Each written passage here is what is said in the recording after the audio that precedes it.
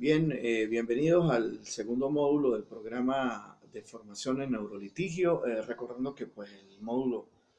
número uno se trató de las influencias de las neurociencias en todo lo que tiene que ver con la parte del derecho, la justicia y la ley. El segundo módulo lo vamos a tratar en relación a lo que hemos compilado sobre el manejo y control de las emociones en las audiencias públicas. Esta es una propuesta muy interesante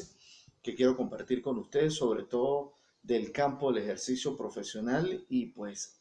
investigado, observado y determinado de cómo los operarios del Sistema Nacional de Justicia, estamos hablando de administradores de justicia, estamos hablando de representantes del Ministerio Público, de la defensa pública, de los abogados de las partes litigantes, las partes propias del proceso litigioso, inclusive los facultativos expertos, como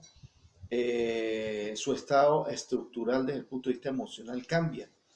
Si estamos en una audiencia de orden penal, si estamos en una audiencia en materia contenciosa administrativa, si estamos en una audiencia constitucional con ocasión de un amparo, la interposición de una habeas corpus, si estamos en una audiencia de mediación y conciliación en el circuito de responsabilidad penal de niños, niñas o adolescentes, o tan simple como participando en una audiencia de juicio en cualquiera de los, digamos, de los procedimientos que rigen o están establecidos allí en las leyes especiales. Y digo esto con mucha responsabilidad porque, partiendo del punto de lo que veíamos en el módulo número uno, que nuestro sistema de justicia está influenciado desde el punto de vista dogmático y positivista, pues uno de los aspectos relevantes que queremos compartir en estos espacios académicos es precisamente cómo debemos manejar nuestras emociones desde el punto de vista del proceso judicial. Allí, de más o menos las láminas que les he presentado y que han ido pues, poco a poco observándolas quizás a medida del transcurrir del tiempo en el correo electrónico y en el WhatsApp, les he determinado que cuando hablamos desde el punto de vista de las emociones,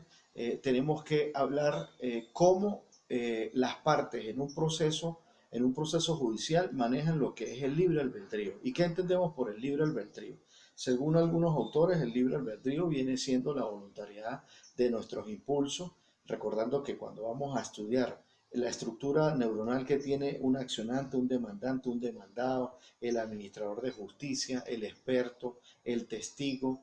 o simple y llanamente los operarios de justicia, los trabajadores tribunalicios, pues esa estructura mental está sumamente influenciada por el cúmulo de emociones positivas, negativas, pensamientos, sentimientos y la conducta y el comportamiento que estamos dando dentro del contexto, en este caso tribunalicio, judicial, que muchas veces pues esos espacios, aun cuando se ha avanzado en el Sistema Nacional de Justicia, pues son hoy día inapropiados. Hay mucha distorsión desde el punto de vista de la parte del sonido. Los espacios son muy minúsculos. Por ejemplo, los salones, digámoslo así, de las audiencias preliminares en los tribunales de control es demasiado pequeño. Muchas veces pues las partes se sienten pues muy incómodas y pues todo eso altera en definitiva lo que es el contexto que se puede manejar allí en el área judicial. Entonces, volviendo al tema del libre albedrío, algunos autores sostienen que pues la voluntariedad de los impulsos viene determinada precisamente de cómo nosotros vamos a manifestar desde el punto de vista del estado consciente nuestros pensamientos, nuestros sentimientos a la hora de trabarse la litis, a la hora de establecer la controversia desde el punto de vista judicial. La estructura, como decía, el contenido, la velocidad del pensamiento, las ideas que vamos a transmitirle al juez. Y es muy importante porque dependiendo de cómo manejemos nuestras emociones, nuestros sentimientos, nuestros pensamientos y la conducta acorde, coherente, empática que establezcamos allí en esos recintos de contexto judicial, pues va a haber al final va a haber una influencia de decisión final desde el punto de vista de concedernos a nosotros la razón o no la razón, dependiendo de lo que estamos compartiendo con ustedes. Allí en las láminas también les he presentado lo que comúnmente se maneja a través de lo que el gran autor Daniel Goleman establece sobre la inteligencia emocional. ¿Por qué hablamos de la inteligencia emocional? Bueno, porque nuestro cerebro está constituido a través del punto de vista de la estructura mental de una mente instintiva y de una mente racional. Generalmente nosotros somos seres humanos, somos abogados, somos operarios, un sistema nacional de justicia, pero con una mente racional, es decir, nos limitamos al razonamiento. pero desde el punto de vista instintivo, perceptivo, nos olvidamos del antes, durante y las consecuencias que pudieran determinar la comisión de un hecho punible, por ejemplo, si estamos en la jurisdicción penal. La violación, la omisión, el incumplimiento de una norma, si estamos en un procedimiento, digamos, en materia civil, contenciosa administrativa, contenciosa tributaria, el incumplimiento o la violación de la relación, digamos, jurídica entre el empleador y el empleado, si estamos en la jurisdicción laboral, o simple y llanamente si estamos en presencia de omisiones, violaciones o el incumplimiento de obligaciones que están establecidas allí, por ejemplo, en la ley de violencia que protege a la mujer a una vida libre de violencia o violencia de género, de la misma ley que protege a los niños, niñas o adolescentes en cuanto al régimen de instituciones familiares. Y lo digo porque allí en las audiencias, en el debate pues se maneja mucha tensión, muchísimo, digamos, manejo del estado negativo de la estructura de las emociones por aquello de que muchos abogados llegan con actitud arrogante, no son coherentes, no son empáticos, no simplifican inclusive en las peticiones y muchas veces el juez pues de acuerdo al principio de sana crítica, de acuerdo a las máximas experiencias y obviado esta parte del neuroderecho, la influencia de las neurociencias al derecho, pues se alejan de la condición humana. Recordemos que parte de este método científico que establece el neuroderecho es el estudio de la mente instintiva y la conjugación hacia la mente racional en búsqueda de la verdad real y la verdad procesal, pero partiendo de la condición humana, de quien ha quebrantado el Estado de Derecho o simple y llanamente lo ha incumplido, lo ha omitido o lo ha violentado. También allí en las láminas, y para ir la secuencia de este módulo número 2, el manejo de nuestras emociones, de nuestra estructura emocional, he querido pues compartir con ustedes que desde el punto de vista cerebral pues hay unas pequeñas, digamos, endorfinas que controlan todo nuestro estado emocional y allí es donde nosotros hablamos de la activación de nuestros impulsos, que son esas pequeñas hormonas que son producidas por nuestro sistema nervioso central. Y ahí pues tocamos lo que son los neurotransmisores de la adrenalina y la noradrenalina, porque en el debate jurídico de esa audiencia oral y pública muchas veces no sabemos manejar, por ejemplo, las precalificaciones o las calificaciones jurídicas que maneja el fiscal del Ministerio Público o en todo caso qué hacer cuando a nuestra petición, a nuestro derecho a la defensa, pues el juez no nos concede íntegramente nuestras peticiones y se aboca solo a las peticiones del representante del Ministerio Público. Entonces, ¿cómo manejar en ese momento la inteligencia emocional, el control de nuestros impulsos? No vayamos a ser incoherentes, imprudentes al momento de hacer una petición y eso en el campo del derecho penal pues pueda perjudicar también a nuestro defendido. En materia de mediación y conciliación, por ejemplo, pasan las audiencias orales, en las audiencias de conciliación y mediación, cuando se establece cualquiera de las solicitudes que se manejan en el tribunal de niños, niños, adolescentes. Entonces muchas veces los abogados, aun cuando las partes pierden el control, entonces allí en ese contexto está lleno de ira, está lleno de odio, está lleno de emociones negativas. Entonces, ¿cómo hacer desde ese punto de vista del control de nuestra estructura emocional para no caer con nuestros representados también en esos debates que se tornan muchas veces pues tensos, ¿no? Hostiles. Entonces, el manejo de este control de las emociones es muy importante. El neuroderecho, entonces, como les decía, plantea el estudio de las causas que han llevado al libre albedrío, partiendo de la voluntariedad de los impulsos, a todos los actores de un proceso judicial, bien sea en representación jurídica o como actores directos o simple y llanamente en la defensa de cualquier querellante o cualquier querellado o simple y llanamente de la defensa penal de un reo o cualquier sujeto que esté inmiscuido en cualquiera de las jurisdicciones que hemos explicado: derecho penal, constitucional, contencioso administrativo, contencioso tributario, LOGNA, violencia de género, penal militar, y allí pues entonces vamos a reflejar nuestra estructura emocional para que conjugado con nuestros sentimientos, entonces vamos a estudiar cuál es la conducta y el comportamiento que están teniendo esos actores en ese desarrollo de la audiencia. Muchas veces para entonces determinar cuál es la consecuencia jurídica, si hay culpabilidades e inmediatamente las sanciones. Recordemos que la sanción es la imposición que establece la ley al incumplimiento, omisión, violación, desconocimiento o simple y llanamente la culpabilidad que se pudiera manejar o inimputabilidad, por ejemplo, en la jurisdicción del derecho penal para debatir si hay la imposición de una sanción penal o no, igual en cualquiera de las jurisdicciones previamente que acabo de establecer. Entonces, es muy importante en este módulo, pues concluir cuál debe ser la conducta y el comportamiento que se debe manejar allí como actores de un sistema nacional de justicia, partiendo que las conductas pueden ser funcionales, disfuncionales, conductas atípicas y los comportamientos pueden ser normales, transgresores inclusive de ese protocolo normativo que nos imponen los jueces. Por ejemplo, en los juicios contenciosos administrativos, cuando las partes están actuando allí, el juez conmina a que pues, en el término de 3 o 5 minutos muy puntuales se haga una síntesis de las exposiciones de los alegatos de ambas partes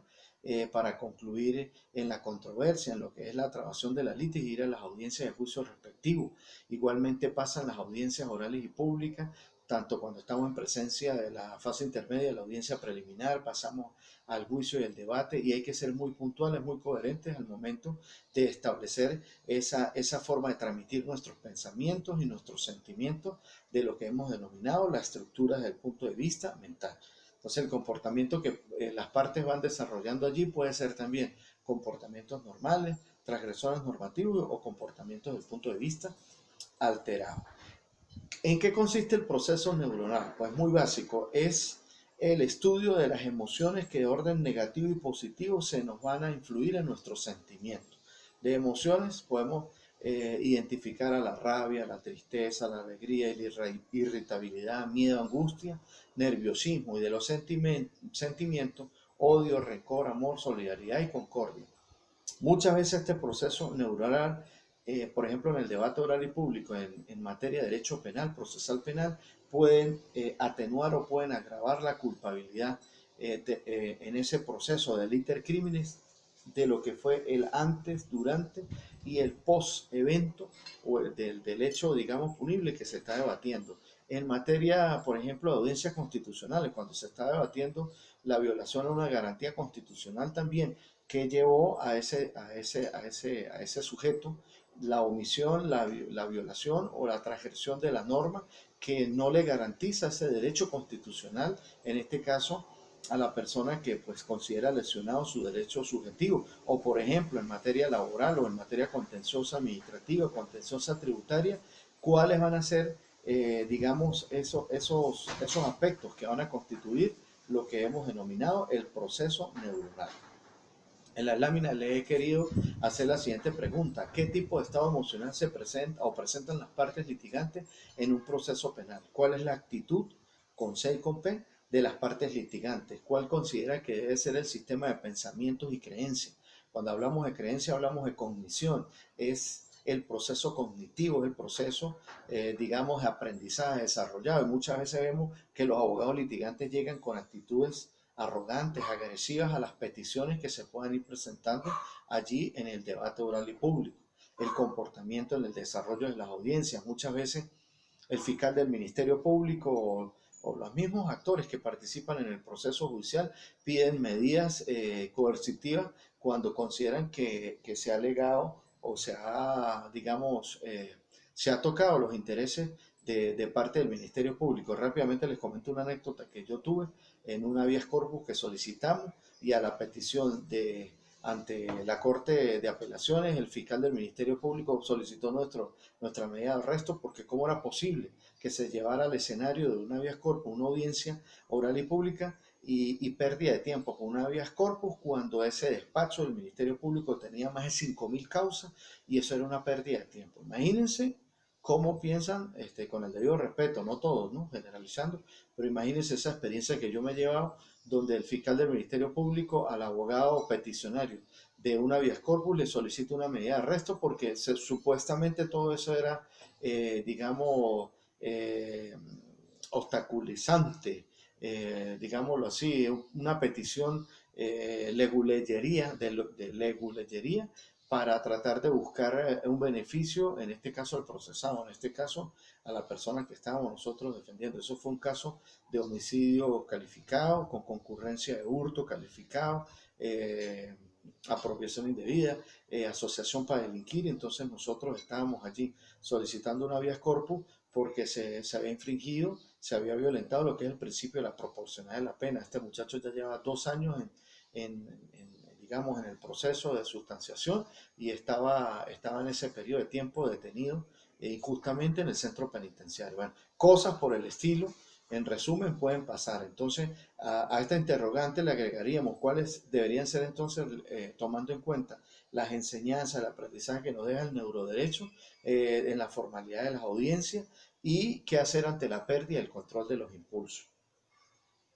En este módulo también hemos querido compartir con usted cuál es el estado emocional, aparte de las partes propiamente en litigio, de los operadores de justicia. Y hablo de jueces, representantes de la defensa pública, ministerio público, trabajadores tribunalicios, secretarios, etcétera. Entonces, ¿cómo es el comportamiento de los operadores de justicia? ¿Qué sentimientos, emociones y conductas manejan dentro del contexto judicial y fuera del contexto judicial? ¿Qué factores psicosociales pueden afectar el estado neuronal de estos operarios de justicia? Y pues llegamos a lo que es importante sobre las técnicas de control de impulso. Yo he querido compartir con ustedes muchísimas técnicas, pero desde el punto de vista conductista, que es un abordaje que maneja la psicología jurídica, pues he querido compartir con ustedes 3 básicas técnicas para controlar nuestros impulsos en el desarrollo de las audiencias orales y públicas. Una es la observación directa y la escucha activa que debemos hacer en el plano que nos estemos estableciendo. Si somos abogados defensores, si somos querellantes por ejemplo, en materia contenciosa administrativa, si somos parte recurrible en la audiencia, inclusive que se manejan en sala constitucional, en sala penal, en sala plena, dependiendo de la jurisdicción que debemos estar estableciendo, pues es muy importante aplicar la técnica de observación a las partes, es decir, tanto al administrador de justicia y la escucha activa, porque muchas veces de los alegatos, de los planteamientos que están estableciendo las partes, allí es muy importante contrarreplicar y hacer observaciones cuando se nos dé la oportunidad en las respectivas conclusiones. En esta posición nosotros podemos hacer, mientras se nos concede derecho de palabra o bien que estemos en una exposición de pie, pero sentados o a la espera durante, a mí me gusta decir eso, antes, durante y después de una audiencia oral y pública, en una posición de relajamiento, podemos hacer respiraciones profundas, 10, 15 respiraciones en este sentido. Inhalando, conservando el aire en nuestros pulmones más o menos 3-4 segundos y exhalando. Y mientras inclusive somos llamados, sobre todo los que ejercen en materia penal, es muy importante en las salas de espera, en las audiencias de espera o ahí mismo en las exposiciones, en los alegatos de las contrapartes, hacer una relajación muscular que plantea el gran autor Jacobson. La relajación de tensión muscular implica ir relajando desde las partes, desde la parte de nuestra cabeza, cuello, parte superior, parte de nuestras extremidades inferiores, lo que es la tensión. Entonces implica la empuñadura de la parte derecha, que va desde el pie, por ejemplo, tensión hacia el intermedio de nuestro cuerpo y vamos soltando seguidamente la parte superior o intermedia de nuestro tórax, el cuello, la cabeza y después en la parte izquierda. Esos ejercicios se pueden hacer mínimo de 10 a 12 repeticiones, digámoslo así, y nos va a conllevar precisamente en búsqueda de respiración, relajación, observación, escucha, que al final nos lleva a utilizar estas técnicas que desde el punto de vista conductista. Hay otras técnicas que se manejan a través del mindful, llegar antes a una audiencia oral y pública con nuestros audífonos, con nuestras manos libres, escuchando una música de relajación, orientarnos. Muchos expertos sugieren meditar unos 5 o 10 minutos antes de entrar a una audiencia constitucional, penal, contenciosa tributaria, laboral, contenciosa administrativa. Dígame, los que litigan en materia de menores, del Tribunal de Logna, bueno, es impropio decir Logna, perdón, del Tribunal de Protección de Niños, Niñas y Adolescentes para darle aplicabilidad a las disposiciones establecidas en la Logna. Oye, es infernal, al menos aquí en el estado Táchira, es infernal. El espacio es muy pequeño, hay calor, no hay extractos de aire acondicionado, hay que esperar en las escaleras, o sea, es un evento traumático todo aquello. Entonces, aplicar las técnicas para tener un control de impulsos, al menos estos nobles abogados pues están prestos a aprender estas técnicas, pues muy importante. Bueno, y los que ya estamos en el camino de, digamos, hemos recorrido más de 20, 25 años, pues también es novedoso. En este módulo 2 también he querido compartir con ustedes lo que tiene que ver el desarrollo de las potencialidades humanas. Decía que el gran autor Daniel Goleman en su obra Inteligencia Emocional comparte con nosotros para potenciar lo que no solamente es el control de impulso, estas técnicas enseñadas, lo que tiene que ver con la seguridad, la coherencia, la empatía, el autoconocimiento, la autoestima y sobre todo la coherencia en nuestro discurso al planteamiento que estemos llevando al administrador de justicia. Estas potencialidades se resumen en 4 básicas que he querido compartir con ustedes: el autoconocimiento, es decir, quiénes somos, realmente nos hemos preparado bien, hemos investigado bien nuestro discurso, nuestra estrategia jurídica, el planteamiento, la petición que vamos a llevar allí. Muchas veces, en el caso de los abogados recién graduados o que no han tenido la experiencia en el litigio, muchas veces van con una autoestima de inseguridad. No, todo lo contrario, hay que prepararnos. Si podemos ir acompañados con otra persona que haga equipo con nosotros, bien sea un asociado que también esté recién graduado, maravilloso. Pero hay que potenciar esa autoestima, esa seguridad del conocimiento jurídico que estemos llevando a nuestra petición. Ser empáticos, ¿sí? Ser empático, no quedarnos en un pensamiento dogmático, positivista, como lo dije en el primer módulo, y buscar la coherencia finalmente en nuestro discurso para lograr la petición. Al cierre de este módulo 2 he querido compartir con ustedes una actividad que ojalá que la puedan compartir, de ubicar la técnica de relajación, la técnica de respiración, la técnica del mindfulness, lo que se denomina la relajación, la respiración, la meditación, 5 minutos, después de una audiencia también recargado de toda esa energía, la controversia, la polémica. Es bueno relajarnos, escuchar un poco de música que pues nos lleve al dominio de estas potencialidades humanas. Y si les da chance, pueden compartir ustedes mismos. Si no, lo pueden enviar por correo electrónico, no importa, pero al menos que puedan concebir en 2 minutos con una técnica que pueda ustedes ser observables, así como lo estamos mandando este video tutorial. En 2 minutos, cómo pueden resumir con un lenguaje coherente y empático lo que hemos aprendido ya, tanto en el módulo 1 como en el módulo 2. Así que bueno, activarnos y estar pendientes para lo que va a ser el tercer módulo.